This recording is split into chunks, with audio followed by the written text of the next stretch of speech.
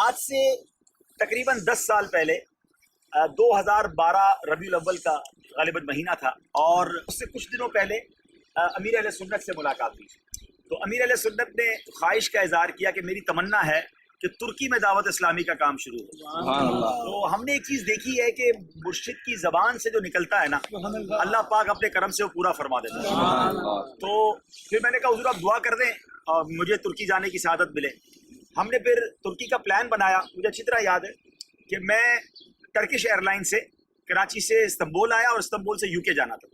میں نے یو کے میں اعلان کر دیا کہ بھئی ہم نے ترکی جانا ہے، قافلے میں پہلا قافلہ ہے تو ہمیں اسلامی بھائی چاہیے.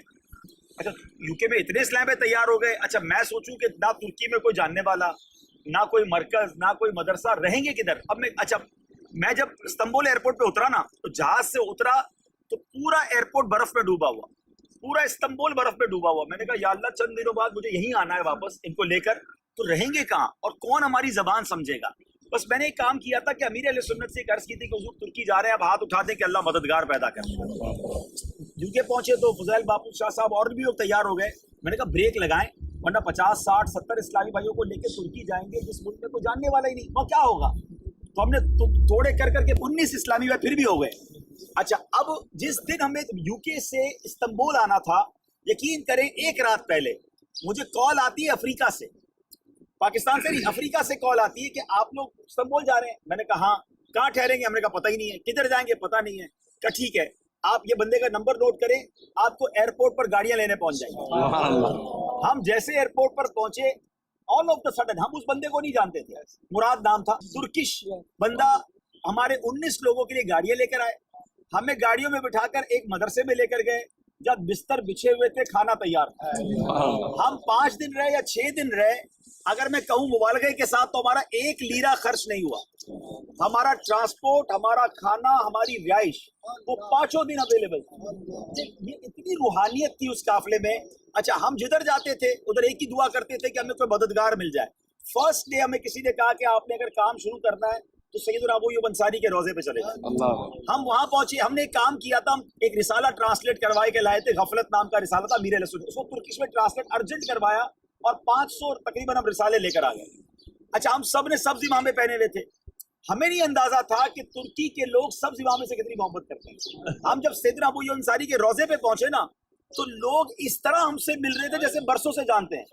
اچھا ہمارے امامے کو کوئی چوم رہا ہے، کوئی ہمارے ہاتھ کو چوم رہا ہے. ہم نے رسالے تقسیم کرنا شروع کیے تو تھوڑی دیر ہوئی تو ایک صاحب کہتے ہیں کہ آپ پورے قافلے والوں کو ناشتہ میں نے کرا. یعنی سید ابو ایوب انصاری میزبان رسول، ہم پہلی بار مہمان تھے، ہماری میزبانی شروع ہو گئی. اچھا وہ صاحب ہمیں ناشتے کے لیے لے گئے، نہ وہ ہماری زبان سمجھے نہ ہم ان کی زبان سمجھے. ہم اشاروں میں باتیں کر رہے ہیں، انہوں نے ہم سب کو ناشتہ کرایا. اچھا اب ہم اور کیا کریں، ہم مزارات پہ جاتے رہے، حاضری دیتے رہے. اس کے بعد دوسرے دن جب سیدنا ابو ایوب انصاری کے پاس گئے تو اور لوگ آ گئے کہ ہم آج آپ کو ناشتہ کرائیں گے.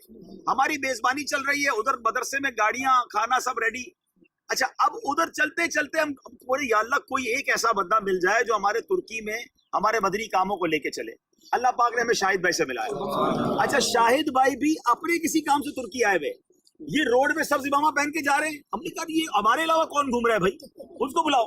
خود تو پکڑا. تو نے کہا میں رشیا سے آیا ہوں، مجھے ترکی زبان تھوڑی تھوڑی آتی ہے. ہم نے کہا بس آج سے آپ نے دعوت اسلامی کا کام کرنا.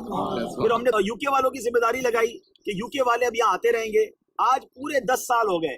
الحمدللہ اللہ نے وہ دن دکھایا کہ آج دعوت اسلامی کا مرکز بن گیا، 4 مرکز بن گئے، یہاں قافلوں کی ریل پہلے، اتنے ترکش مبلغ آ گئے. اچھا اب جو میں یہ پورا واقعہ بیان کیا، اس کی ایک اور وجہ بھی ہے. ابھی ہم جس مزار پہ جا رہے ہیں، جنہوں نے مدنی چینل پر وہ منظر دیکھا ہے، یہ اسی قافلے کے اندر کچھ ایسی باتیں ہوئی ہیں جو اسپیچ لیس کر دیتی ہیں. ہم ابھی جائیں گے حضرت ابی شیبہ رضی اللہ تعالیٰ عنہ کے مزار پر، صحابی رسول ہے. ہم ان کے مزار پر گئے، ہم نے تو نارمل دعا کی. ہاں یہ ضرور تھا کہ ہمارے تقریباً قافلے والوں کی آنکھیں اشکبار تھی. ہم واپس چلے گئے پاکستان. جب پاکستان واپس گئے تو وہاں مدنی چینل کے ایڈیٹر نے جب ایڈٹ کرنے وہ بیٹھا تو انہوں نے مجھے کال کی کہ عبدالعزیز بھائی آپ آئیے. جب میں ان کے دفتر میں گیا تو کہا یہ آپ کو کیا نظر آ رہا ہے؟ تو میں نے کہا یہ تو ایسا لگ رہا ہے کیمرہ مین کا ہاتھ ہل رہا ہے. کہتے نہیں کیمرہ نہیں ہل رہا ہے، ساری پکچر اسٹل ہے، مزار شریف ہل رہا ہے. اچھا پھر میں نے کہا نہیں ایسا نہیں ہو سکتا. پھر ہم نے اور لوگوں کو بلایا، سب نے کہا کہ یہ مزار شریف موو کر رہا ہے. اچھا میں ڈر گیا کہ اس کا مطلب کیا ہے، یعنی آج تک کبھی ایسا سنا نہیں تھا. تو پھر اس کے بعد امیر اہل سنت سے مشورہ کیا. امیر اہل سنت فرمایا مجھے بھی پتہ نہیں اس کا مطلب کیا ہے. ہم نے اس کو آن ایئر نہیں کیا.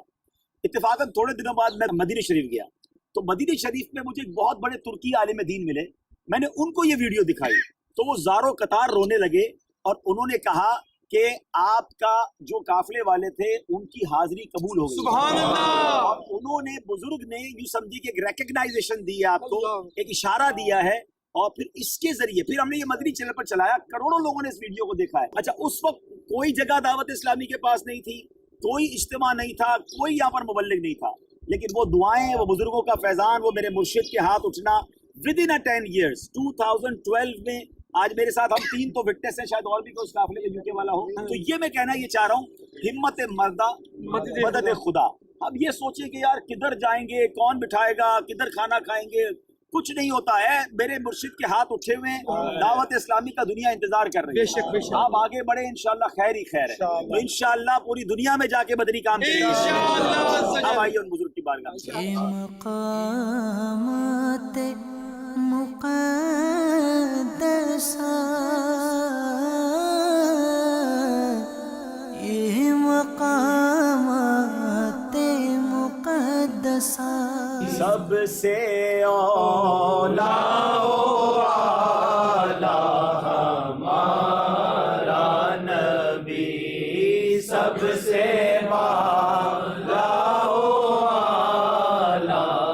ہمارا نبی، اپنے مولا کا پیارا ہمارا نبی، اپنے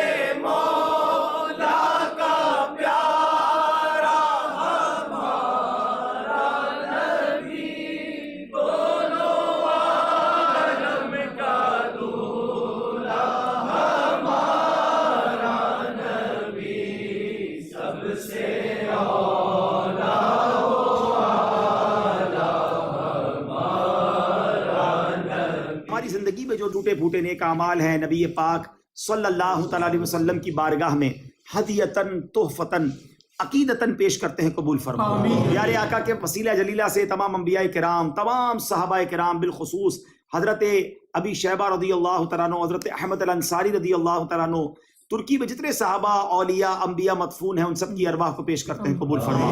والدین مصطفیٰ، شہدائے کربلا، شہدائے بدر، شہدائے احد کی بارگاہ میں پیش کرتے ہیں، قبول فرما۔ تمام اولیاء کاملین، تمام مسلمین، تمام مسلمات، بالخصوص ہم سب کے جو رشتہ دار اس دنیا سے چلے گئے، ان کی روح کو پیش کرتے ہیں، قبول فرما۔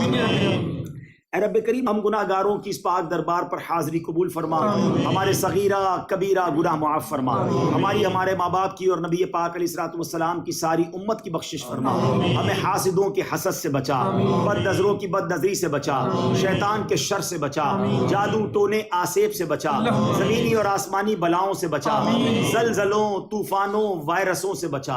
وصلی اللہ تعالی علی خیر خلقہ محمد وآلہ وصحبہ اجمعین برحمتک یا ارحم الراحمین۔ لا الہ الا اللہ محمد رسول اللہ۔ حضرت ابو بکر بھی جنتی جنتی، اور عمر فاروق بھی جنتی جنتی، عثمان غنی جنتی جنتی، مولا علی جنتی جنتی، ہر صحابی نبی جنتی جنتی۔